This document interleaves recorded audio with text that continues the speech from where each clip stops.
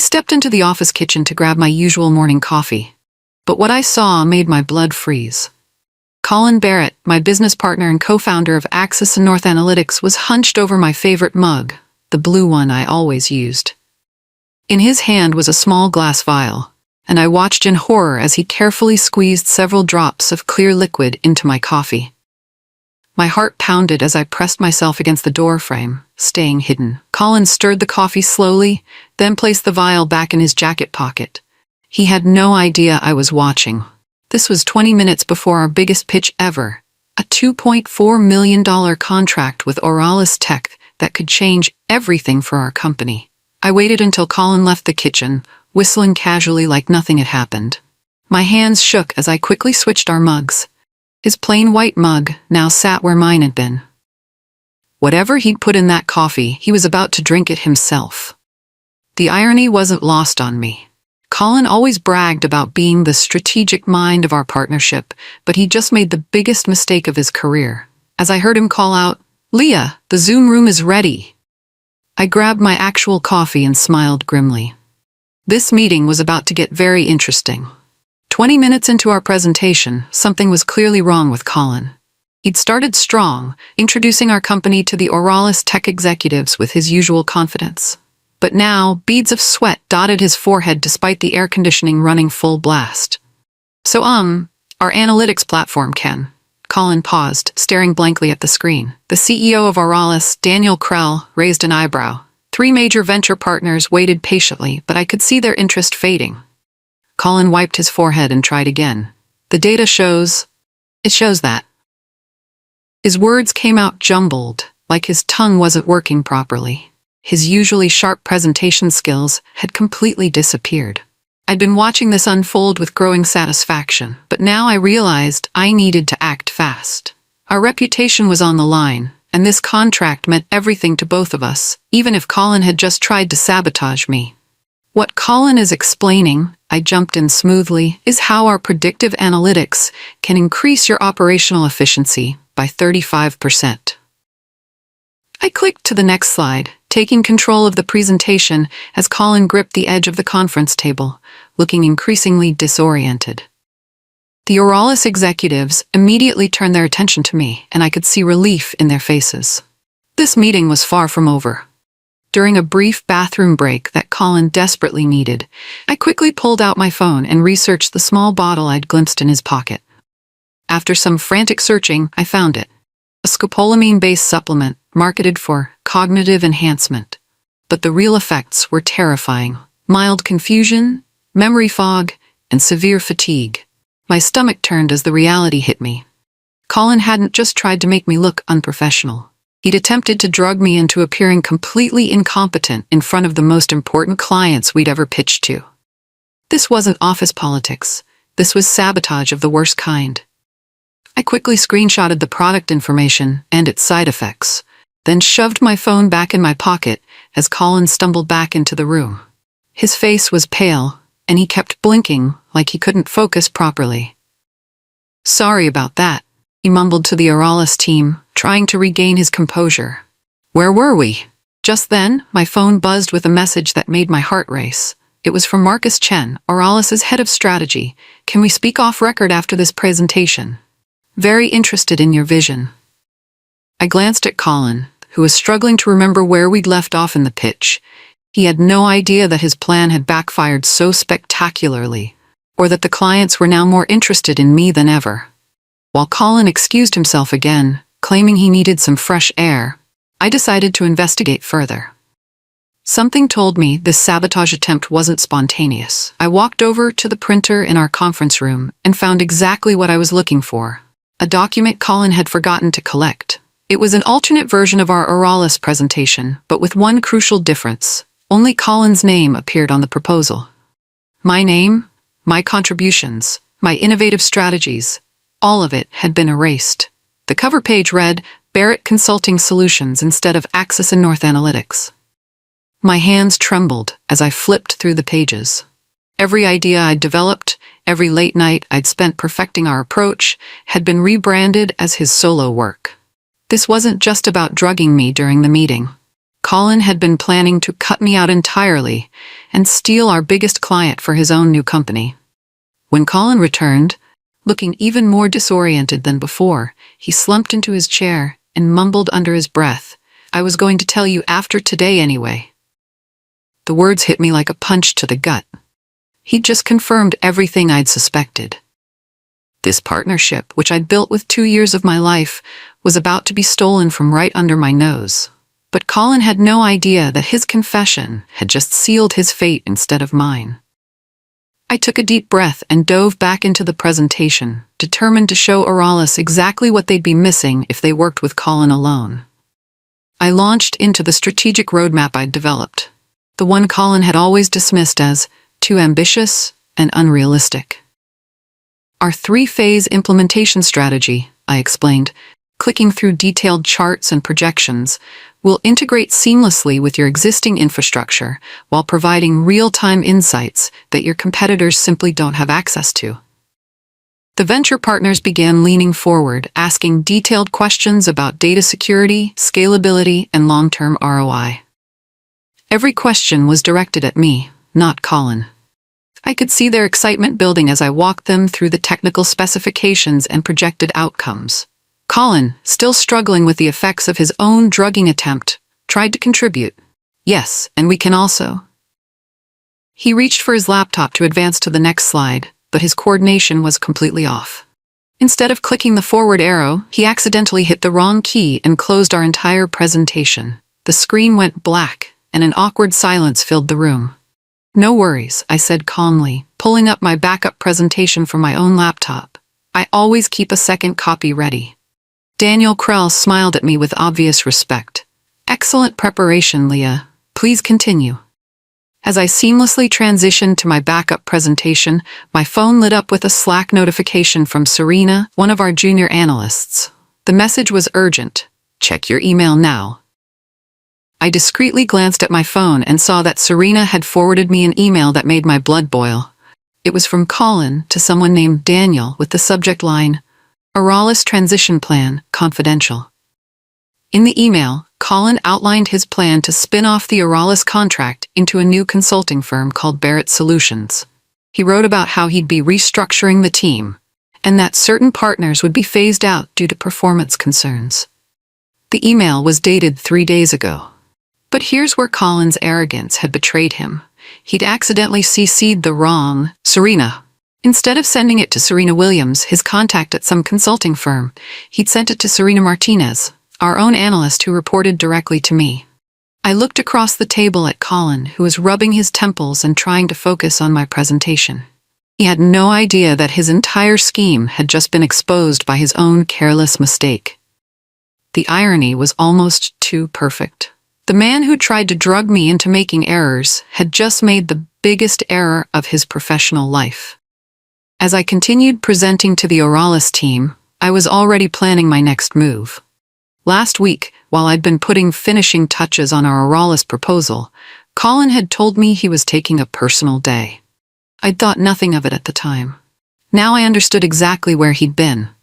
He'd been having a private lunch with Daniel Krell, the CEO of Auralis, without telling me.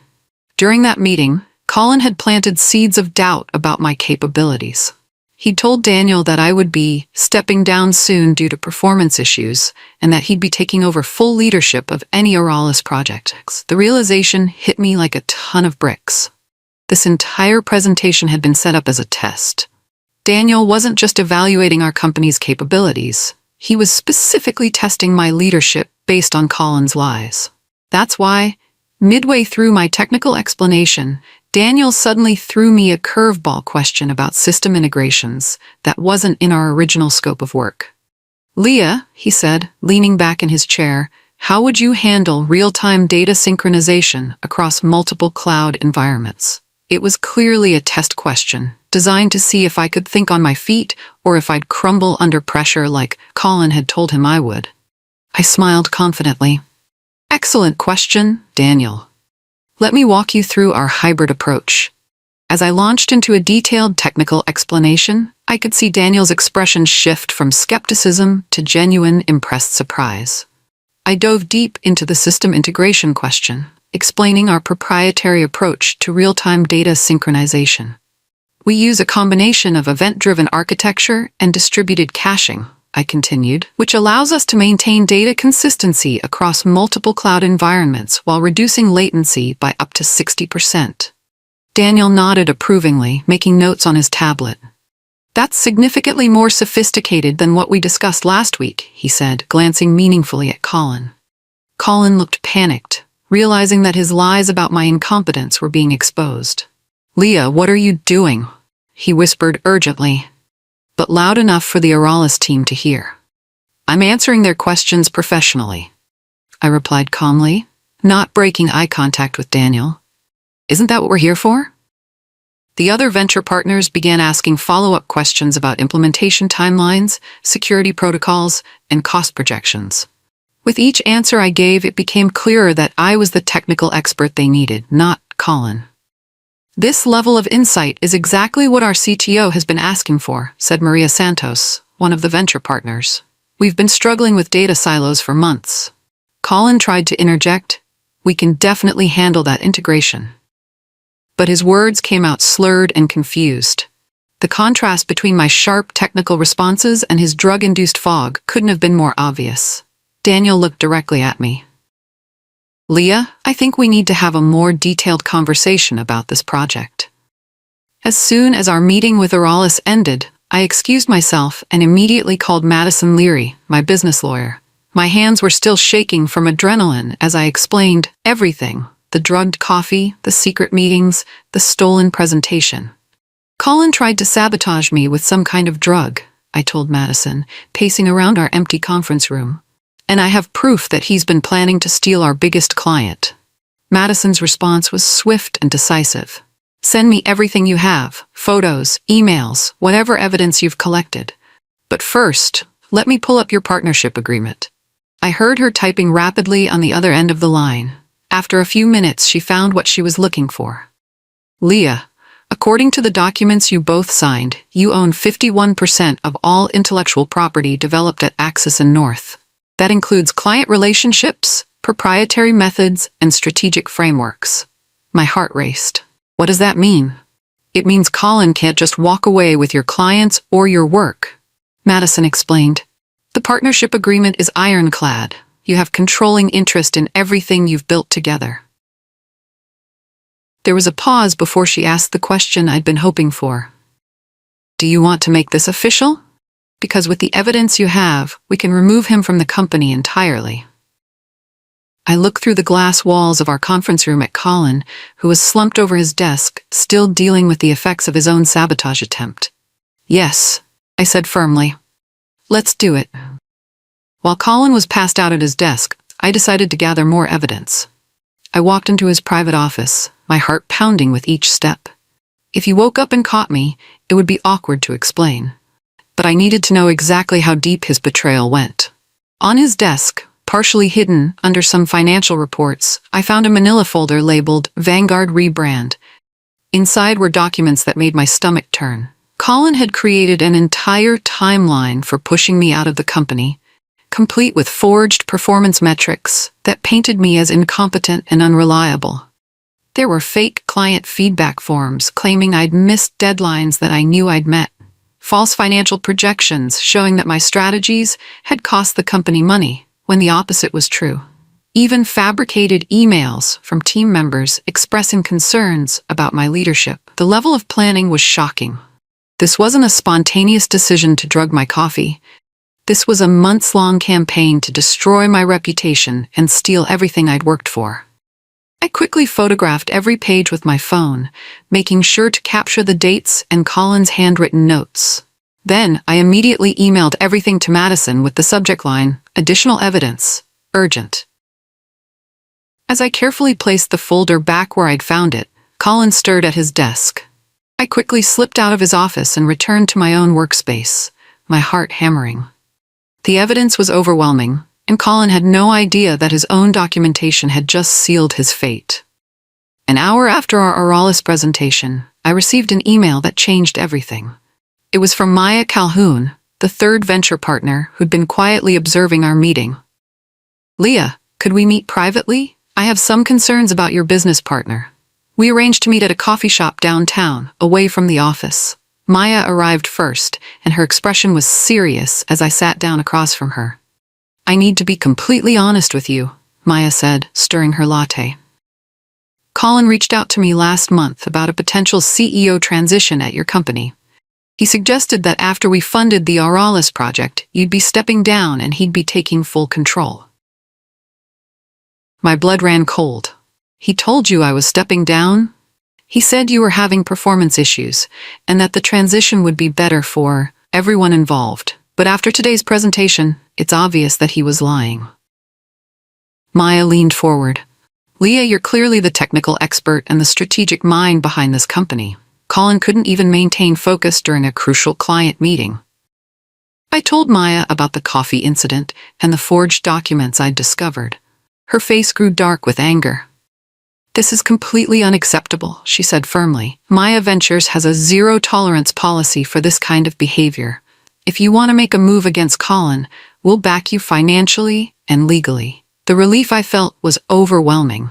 Not only did I have evidence of Colin's betrayal, but now I had powerful allies who could help me fight back. The next morning, I implemented the first phase of my plan. I logged into our company's shared cloud drive and restricted Colin's access to all critical files and client information. It was well within my rights as the majority owner of our intellectual property. When Colin arrived at the office and tried to access our systems, he immediately realized what had happened. He stormed into my office, his face red with anger. "What the hell did you do to my access?" he demanded, standing over my desk. I looked up at him calmly. "Your access has been revoked, pending a review of recent activities."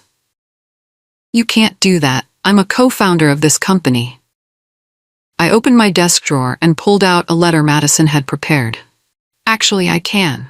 This letter explains your current status and the reasons for the access restriction." Colin grabbed the letter and read it quickly. His face went pale as he realized the document outlined evidence of his sabotage attempts and breach of fiduciary duty. "This is ridiculous," he sputtered. "You can't prove any of this. I'll sue you for everything you're worth." I smiled slightly. "I encourage you to speak with your lawyer about that. Mine seems to think I have an excellent case." Colin crumpled the letter and threw it on my desk. "You have no idea what you're starting, Leah." But I did know exactly what I was starting, and I was ready for whatever came next. That afternoon, I called a private meeting with our 3 junior analysts, Serena Martinez, Jake Thompson, and Amy Chen. I'd always suspected they knew more about Colin's behavior than they let on, and I was right. "I need to know the truth about what's been happening here," I told them as we gathered in a small conference room. "No consequences, no judgment. I just need honesty." Serena spoke first. "Colin's been taking credit for your work for months, Leah. Remember that client retention strategy that saved the Morrison account? He told everyone it was his idea." Jake nodded. "And the predictive model for the healthcare sector? He presented it to the board like he'd developed it himself." Amy was the most hesitant to speak, but finally opened up. "Last week, he called you a replaceable tool during a team meeting you missed. He said the company would be better off without your overthinking and perfectionism." My heart sank, but I wasn't surprised. "Would you be willing to put any of this in writing?" All 3 nodded immediately. "We've been keeping notes," Serena said. "We knew something like this might happen eventually." They spent the next hour documenting specific incidents, dates, and witnesses. By the end of our meeting, I had written statements from 3 employees detailing months of credit theft, manipulation, and inappropriate comments about my capabilities. "Thank you for being honest," I told them. "This company is going to be different moving forward." The relief on their faces told me everything I needed to know about the toxic environment Colin had been creating. That evening, my phone rang. It was Daniel Krell from Auralis Tech. "Leah, I need to ask you directly about something," Daniel said, his tone serious. "Colin called me this afternoon claiming that you're being difficult and trying to sabotage your partnership, but after today's presentation, I have serious doubts about his version of events." I took a deep breath. "Daniel, I think you deserve to know the truth about what happened during our meeting." I sent him everything. The video I'd secretly recorded of Colin drugging my coffee, the forged documents, the emails about stealing the Oralis contract, and the written statements from my employees. There was a long silence after I finished explaining. Finally, Daniel spoke. Leah, this is one of the most disturbing things I've ever encountered in a business relationship. Attempting to drug a business partner is not just unethical, it's criminal. I understand if you want to reconsider working with our company, I said quietly. Actually, I want to reconsider working with Colin, Daniel replied firmly. Based on what you've shown me, I'll be recommending that Oralis pulls him from any involvement in our project. We want to work with you directly. The weight that lifted from my shoulders was incredible. Not only had I exposed Colin's betrayal, but I'd also secured the most important client relationship in our company's history. Thank you for trusting me with the truth, Daniel said before hanging up. We'll be in touch soon about moving forward. The next day, I called an emergency board meeting for Axis and North Analytics. Our board consisted of 5 members, myself, Colin, and 3 external advisors who'd invested in our company. I'd prepared a comprehensive presentation documenting 11 separate breaches of ethical conduct by Colin. The evidence was overwhelming. The drugging attempt, the forged performance reviews, the stolen intellectual property, the secret client meetings, and the documented pattern of credit theft. This is a witch hunt, Colin protested when I finished my presentation. Leah is trying to push me out because she's jealous of my client relationships. Board member Patricia Williams, a veteran executive, studied the evidence carefully. Colin, this documentation shows a clear pattern of deceptive behavior. The video evidence alone is extremely concerning. How do we even know that video is real? Colin demanded. We had it analyzed by a digital forensics expert, I replied, sliding a report across the table. It's been verified as authentic and unaltered. The other board members, Robert Chang and Michael Torres, exchanged worried glances. Robert spoke first. Colin, these allegations are serious. Do you have any evidence to refute them? Colin's face was red with anger, but he had nothing to offer except denials. After 2 hours of discussion, the board voted unanimously to suspend Colin pending a full investigation. Your access to all company resources is revoked effective immediately, Patricia announced. You have 48 hours to respond to these allegations in writing. Colin stood up abruptly, knocking over his chair. This isn't over, Leah. But we all knew it was. 2 days later, Colin requested a private meeting with me.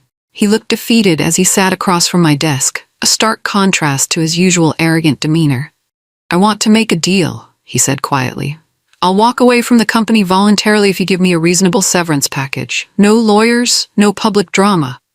I studied his face. You tried to drug me, Colin. You forged documents to destroy my reputation. You attempted to steal our biggest client, and now you want me to pay you to leave quietly? It doesn't have to be a big payout, he said desperately. Just enough to help me transition to something new. I leaned back in my chair. You tried to poison my career and steal everything I've worked for. You don't get to buy your way out of the consequences. Colin's expression hardened. You're making a mistake, Leah. I have connections in this industry. I can make things very difficult for you. Feel free to try, I replied calmly. But I should mention that Madison has already filed a formal complaint with the State Bar Association about your behavior, and Daniel Krell is considering whether to report the drugging incident to law enforcement. The color drained from Colin's face. He stood up without another word and walked toward the door. Just as he was leaving, Tara, his executive assistant, quietly walked past, carrying a box of her personal belongings. She gave me a meaningful look that said everything. With Colin officially suspended, I made the decision to rebrand our company entirely. Axis and North Analytics was too closely associated with his reputation, and I wanted a fresh start that reflected my values. I announced the launch of Monroe Insight Partners to our staff and clients. The response was overwhelmingly positive. Many people admitted they'd always seen me as the real driving force behind our success. Daniel Krell called me personally to congratulate me on the rebrand. And Oralis Tech officially signed the $2.4 million contract directly with Monroe Insight Partners. We're excited to be your first major client under the new brand. Daniel told me during our contract signing ceremony. Meanwhile, Colin filed an injunction claiming that I'd stolen his company. But with all the evidence I'd gathered, the injunction was dismissed within a week. The judge's ruling was satisfying.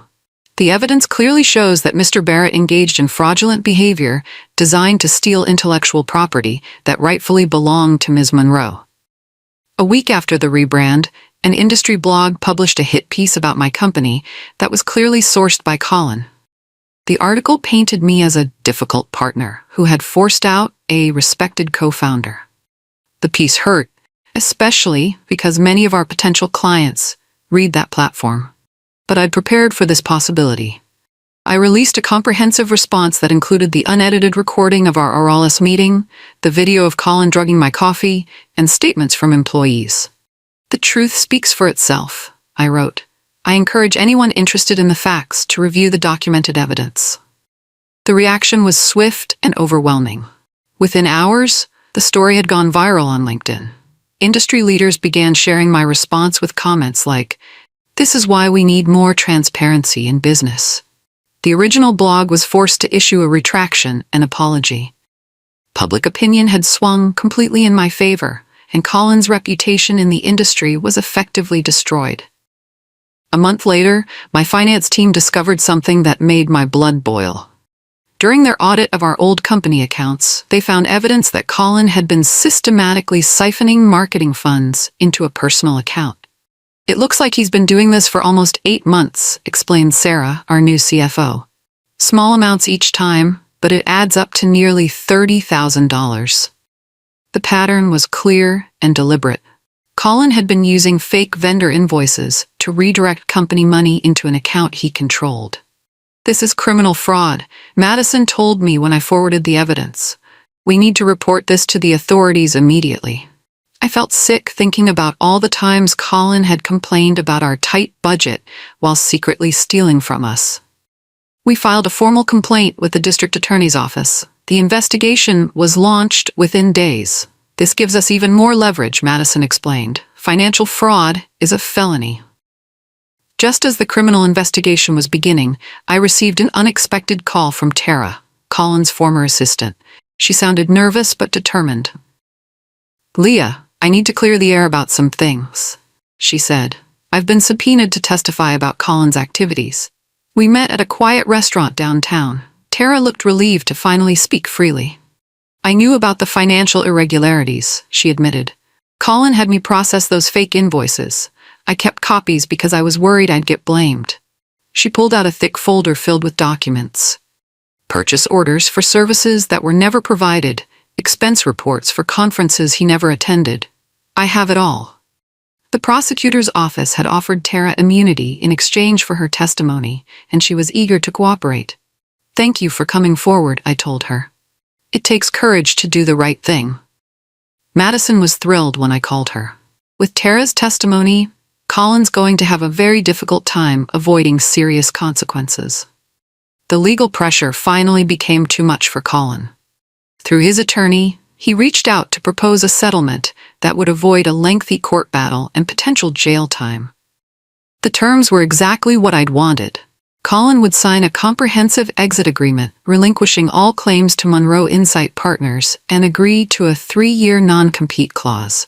He's also agreed to pay full restitution for the stolen funds, Madison explained, plus damages for the business disruption he caused. The settlement amount was substantial, enough to cover the stolen money, legal fees, and compensation for lost business. But more importantly, it gave me complete control over the company I'd built. When Colin signed the papers, he looked broken. The confident, manipulative man who'd tried to drug me was gone. "I hope it was worth it," I said quietly as he prepared to leave. He didn't answer.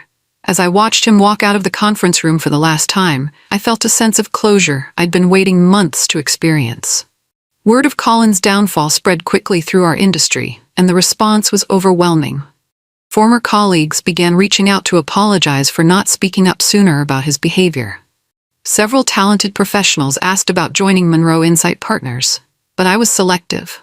I only wanted people who had demonstrated integrity and loyalty during the difficult period. Serena, Jake and Amy were the first to receive promotions and raises. They'd stood by me when it would have been easier to stay silent. The most exciting development came through Oralis Tech's referral network. A major healthcare company approached us with a $1.7 million consulting contract. Daniel Krell spoke very highly of your work, their CTO explained. He said you're exactly the kind of strategic partner we need. Monroe Insight Partners was growing faster than I'd ever imagined possible. We were building a culture based on respect, honesty, and shared success, everything that had been missing under Colin's influence. 6 months after launching Monroe Insight Partners, I was invited to give the keynote address at the National Tech Ethics Summit. Standing on that stage, looking out at hundreds of industry leaders, I felt a sense of pride I'd never experienced before. My former biz partner once tried to sabotage me before a career-defining presentation I began, and the audience leaned forward with interest. I told my story: the drugged coffee, the stolen intellectual property, the systematic fraud, and the ultimate vindication. But I focused on the lessons rather than the drama. When someone tries to destroy your reputation through deception, I said, the most powerful response is documented truth. Keep records, gather evidence, and never let fear prevent you from fighting for what's right. The speech resonated deeply with the audience. When I finished speaking, the entire auditorium erupted in a standing ovation that lasted several minutes. The little girl who'd once been intimidated by office politics had become a voice for integrity in business. A year later, I received a final piece of news about Colin that brought satisfying closure to the entire ordeal. 3 different consulting associations had barred him from membership based on the ethical violations documented in our case. The irony was perfect. I hadn't lifted a finger to pursue these additional consequences. The industry had simply reviewed the evidence and made its own judgment about Colin's fitness to practice. Colin would never be able to rebuild his career in our field. Every potential client would find the documented evidence of his behavior through a simple Google search. That same day, I found a final message from Colin in my email spam folder. "You'll regret this, Leah." I stared at those words for a moment, then permanently deleted the message without responding. He still didn't understand that his downfall had been entirely of his own making. I'd simply refused to be a victim of his schemes, and that refusal had led to justice being served. This morning, I sit in my corner office overlooking downtown, watching the sunrise paint the city in golden light. Monroe Insight Partners has grown to 23 employees, and we're on track to hit 8 figures in revenue this year. On my desk sits a coffee mug that my team gave me last Christmas. It's simple and white, with just 5 words printed in bold letters: built, not betrayed. Every morning when I pour my coffee, I remember where this journey started, with Colin's desperate attempt to sabotage me before the most important meeting of my career. He thought he could drug my coffee and steal my future. Instead, he accidentally drugged himself and revealed his true character. The Oralis contract that started it all has led to 12 more major clients and a reputation as one of the most ethical firms in our industry.